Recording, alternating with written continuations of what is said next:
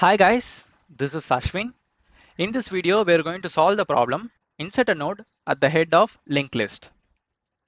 You are given the pointer to the head node of a linked list and an integer to add to the list. Create a new node with the given integer, insert this node at the head of the linked list and return the new head node.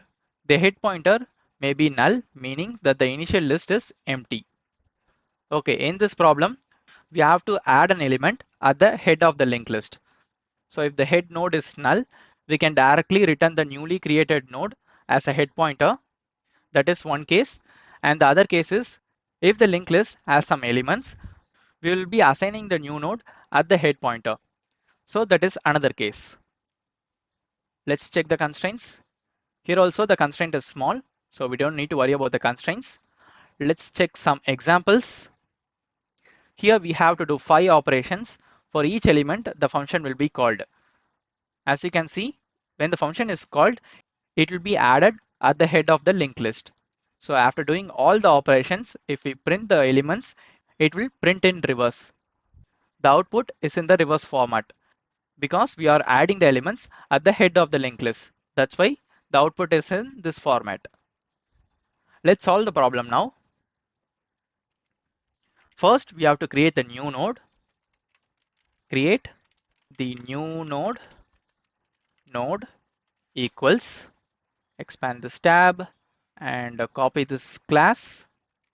We are going to create a new object for the new node and pass the data. It will assign the new object to the variable node. After creating the new node, we have to check for the cases. If head, so we will change this variable to a meaningful name, head. So that is the head pointer. If head not equals none, node dot next equals head. That means the new node will be the head pointer and the rest of the nodes will come after that. Finally, we have to return the new node. In this logic, we are creating the new node.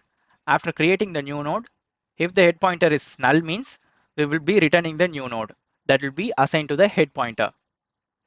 If the head pointer is not null means we will be assigning the next pointer to the head node so that the new node will be the head pointer. That's the logic of the problem. Let's run the code now. It passed the sample test case. Let's submit it. That's it guys. We solved the problem. If you like this video, hit the like button and don't forget to subscribe the channel for new videos. See you guys with a new problem.